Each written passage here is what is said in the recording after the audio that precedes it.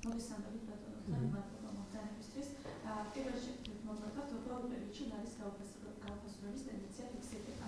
როგორ აფასებთ ამ ვითარებას, როგორია თქვენი პროგნოზი ლარის კურსთან დაკავშირებით? ისეთ ეხლა რაც მიმდინარეობს ლარის კურსთან დაკავშირებით პროცესების არის ბუნებრივი პროცესი. იქიდან გამომდინარე, ლარი არის თავისუფალი გაცვლივითი კურსით, რეგულირდება მისი კურსი და შესაბამისად ეს ცოტათი ხან გადაიხრება, ხან გადამიხრება. ეს არის ჩვეულებრივი ნორმალური სიტუაცია, რაც ახასიათებს ამ ტიპის ვალუტებს.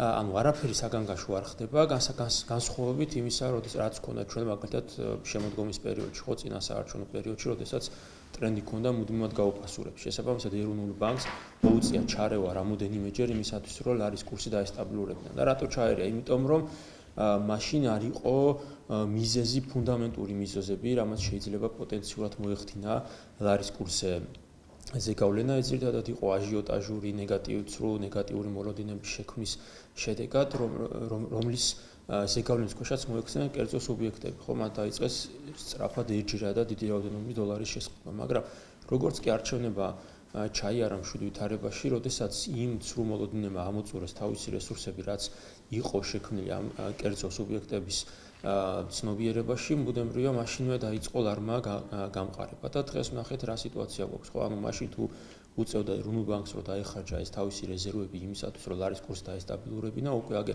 ნოემბერ-დეკემბრის სტატისტიკაში გვაქვს მონაცემები, რომ პირიქით ეროვნულ ბანკმა საკმაოდ დიდი რაოდენობით მოახდინა ეროვნული რეზერვების შევსება. ანუ ტენდენცია რადიკალურად შემოbrunდა, როდესაც ეს ცრუ მოლოდინები გადავიდა სტაბილური მოლოდინების პერიოდში და ამან მიცა ეროვნულ ბანკს საშუალება, რომ ეროვნული რეზერვები თითქმის 4.5 მილიარდამდე გაეზარდა.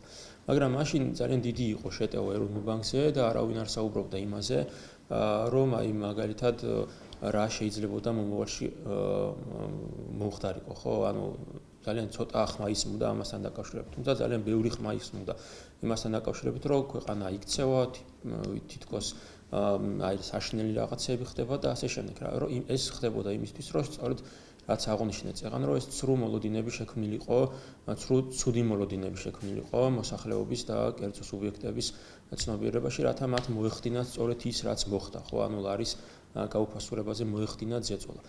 დღეს უკვე როდესაც შეიცვალა სიტუაცია, პრაქტიკულად არავინ აღარ საუბრობს იმ ჯგუფებიდან, რომლებიც მაშინ საუბრობდნენ, რომ აი რატო ხდება რეზერვების შევსება ეროვნული ბანკის მხრიდან, ხო, იმ ხდება იმიტომ, რომ დასტაბილურდა სიტუაცია, ის პოლიტიკური წნეხი მოიხსნა, რაც იყო ლარის კურსზე, რაც იყო ეკონომიკაზე, რა თქმა უნდა, ეს ზეწოლა ისევ რჩება და ისევ დღის წესრიგშია, თუმცა პროცესები მიდის დასტაბილურებისკენ, მოლოდინები გაჩნდა დადებითი პერსპექტივაში, შესაბამისად, კერძო სუბიექტებმა დაიწყეს უკვე დაგროვილი დოლარების უკან გამოტანა ბაზარზე და ამას სწორედ მიცა შესაძლებლობა ეროვნულ ბანკს, რომ ისევ გაეზარდა ეროვნული რეზერვები და რაც დღეს ხდება, ხო, უკვე დღევანდელობაზე რო გადმოვიდეთ, ეს არის ჩვეულებრივი პროცესი, როგორც დასაწყისში აღვნიშნეთ, ანუ ლარის კურსი ხან გადაიხრება მცირე გადახრით, ხან პირიქით გადმოიხრება მეორე მხარეს, ანუ ხან გაუფასურდება, ხან პირიქით გამყარდება. ეს არის თავისუფალი მცურავი კურსის რეჟიმის პირობებში ვართ, ხო, ჩვენ.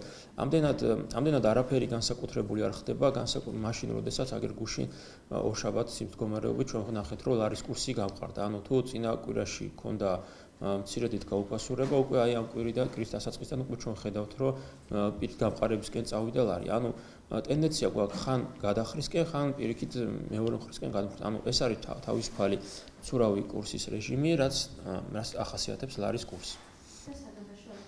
არანაირი საგანგაშო არ არის, ყოველ შემთხვევაში ჩვენ რაც პოტენციურად უნდა ახდენდეს ლარის კურსის გაუფასურებაზე, ეს არის ვთქვათ უცხოური ვალუტის შემოდინებები, ეს არის საგარეო ვაჭრობა, ინვესტიციები, გზავნილები და ასე შემდეგ, ჩვენ და ეკონომიკური ზრდა, რაც მთავარია და ტურიზმის დინამიკაც. ჩვენ ვნახეთ, რომ გასული წელი საკმაოდ კარგად დაიხურა 9%-იანი ეკონომიკური ზრდით, რაც ძალიან მაღალი არის. ევროპაში პირველ ადგილზე ვართ ამ მაჩვენებლით, არც ერთ ქვეყანას კონტინენტზე ამხელა ეკონომიკური ზრდის მაჩვენებელი არ მიუღწევია. ექსპორტის ძალიან კარგი მონაცემები გვაქვს, რაც ავტომატურად მოქმედებს ლარის კურსზე, იმიტომ უცხოური ვალუტა შემოდის და აბალანსებს ქვეყანაში ამ სიტუაციას და გვაქვს ასევე კარგი ზრდა მთლიანობაში ტურიზმის მიმართულებით და კარგი ზრდა გვაქვს ასევე გზავნილების მიმართულებით. პრაქტიკულად არანაირი მაკროეკონომიკური ფაქტორი არ არსებობს იმისათვის, რომ მოახდინოს ამან გარკვეულწილად ლარის კურსის გაუფასურებაზე ზეგავლენა. ანუ გვაქვს მოცემულობა იმისა, რომ გვაქვს როგორც წეგან რამოდენიმეჯერ აღვნიშნე, ლარის კურსი დგინება თავისუფალი მცურავი კურსის პირობებში, როდესაც მოთხოვნა მიწოდების საფუძველზე ყალიბდება ლარის კურსი. ну თავისუფალ პირობებში, ხო? თუ რომელიმე ტიპის გადახრა იქნება, ბუნებრივია, მაშინ აღნიშნავდით, რომ აი ლარის კურსი გაუფასურდა აი ამ კონკრეტული ინდიკატორის, როგორიცაა პირობითად ვთქვათ, ხო, ან ინვესტიციების, ან ვაჭრობის, ან ასე შემდეგ. კლებით, ანუ ამ მიმართულებით არ აქვს არანაირი კლება, პირიქით, ყველა მიმართულებით გვაქვს კარგი ზრდა, რაც უზრუნველყოფს იმას, რომ ქვეყანაში ეკონომიკური სიტუაცია იყოს სტაბილური, ქვეყანაში ლარის კურსიც იყოს სტაბილური, მცირედი მერყეობით, რაც ბუნებრივად მოსალოდნელიცაა და არც საგანგაშოა ამაში, იმიტომ რომ ეს ყოველთვის ახასიათებდა ლარის კურსს და ეს ხასიათიც ყოველთვის გაყვება ლარის, იმიტომ თავისუფალ რეჟიმში თუ ვადგენთ ჩვენ კურსს, ბუნებრივია ხან გვექნება გადახრაც, ხან გადმოხრაც.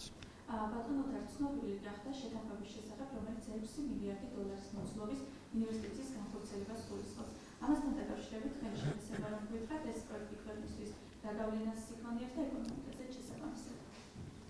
იცით, როდესაც საქართველოს მოიპოვა დამოუკიდებლობა, იმ პერიოდიდან სულ გვესმის, რომ აი საქართველოს უნდა იყოს ხიდი აღმოსავლეთსა და დასავლეთს შორის და ეს პოტენციალი უნდა გამოიყენოს. და სწორედ ეს ერთი გამოხატულება იყო ის, რომ სწორედ ეს ხიდი საქართველოზე გავიდეს, ეს არის აბრეშუმის გზა, რომელიც აქტიურად მიმდინარეობს ამის ინფრასტრუქტურული მშენებლობა და მეორე სწორედ ეს აღმოსავლური ინვესტიციების მოზიდვა ჩვენს ქვეყანაში, რაც უზრუნველყოფს უკვე შემდგომში ჩვენი ქვეყნის გრძელვადიან სტაბილურ განვითარებას, ხო? და რაც მთავარია, მაგალითად აღმოსავლური ინვესტიცია არის იმდენად მნიშვნელოვანი და საინტერესო, რამდენადაც მაგალითად იქ არსებული ეკონომიკური სიტუაციაც რო განვიხილოთ, ხო? თუნდაც იგივე მაგალითად ინფრასტრუქტურის ნაწილში რა მდგომარეობა არის და ჩვენ ნახეთ, რომ ეს ინვესტიციები განხორციელება სწორედ დეველოპერული და ინფრასტრუქტურის მიმართულებით ჩვენს ქვეყანაში. ანუ ეს პრაქტიკულად ისეთ ტიპის სიახლეს შემოიტანა ჩვენს ქვეყანაში, რომელიც მანამდე არ ყოფილა ჩვენს ქვეყანაში. არა თუ ჩვენს ქვეყანაში, არამედ მთლიანად ევროპის ძალიან ბევრ ქვეყანაშიც კი ასეთი ტიპის ინვესტიცია. და მეორე, რაც მნიშვნელოვანი ის არის თვითონ მოცულობაც, რაც უპრეცედენტოა ჩვენს ქვეყანაში ასეთი მოცულობის ინვესტიცია არც ერთ ჯგუფს არ განუხორციელებია ჩვენს ქვეყანაში და ასეთი ტიპის ამბიციური პერსპექტივაც კიდე რომ მომავალშიც შესაძლოა კიდევ გაგრძელდეს ასეთი ტიპის თანამშრომლობა ჩვენს ქვეყანასთან, ესეც რა თქმა უნდა არის უპრეცედენტო და რა თქმა უნდა ძალიან დიდ გავლენას მოახდენს. მით უმეტეს, როდესაც ვიცით, რომ წელს უკვე აქტიურ ფაზაში შევა ანაკლის სპორტის მშენებლობაც, წელს უკვე დაიწყება მოსამზადებელი სამუშაოები ახალი აეროპორტის მშენებლობასთან დაკავშირებით და უკვე ეს ახალი ინვესტიციაც, რაც გაჩნდა არაბული ინვესტიციის სახით ჩვენს ქვეყანაში პერსპექტივა, ეს ძალიან კარგ ეკონომიკურ უსაფრთხოებასაც მოუტანს ჩვენს ქვეყანას და ძალიან კარგ შესაძლებლობასაც, რომ მომავალში ქვეყანა იყოს სტაბილურად განვითარებული და ძლიერი სახელმწიფო, რაც უზრუნველყოფს ახლა ამ ხელა ტიპის ინფრასტრუქტურას და პროექტების განხორციელებას ძალიან ბევრი მუშახელიც სჭირდება. ბუნებრივია, ეს თავისთავად გამოიწვევს ჩვენს ქვეყანაში დასაქმებულთა რაოდენობის ზრდას, რაც ავტომატურად გამოიწვევს სოციალური მდგომარეობის გაუმჯობესებასაც ჩვენს ქვეყანაში. ანუ ეფექტი ერთია, რომ ხორციელდება ასეთი ტიპის მოცულობით ინვესტიცია და მეორეა, რომ ეფექტი ამას ჩვენს ეკონომიკაზე იქნება ძალიან დიდი. როგორც სოციალური თვალსაზრისით, ასევე თვითონ ეკონომიკის სიძლიერის და სიჯანსაღის მიმართულებითაც.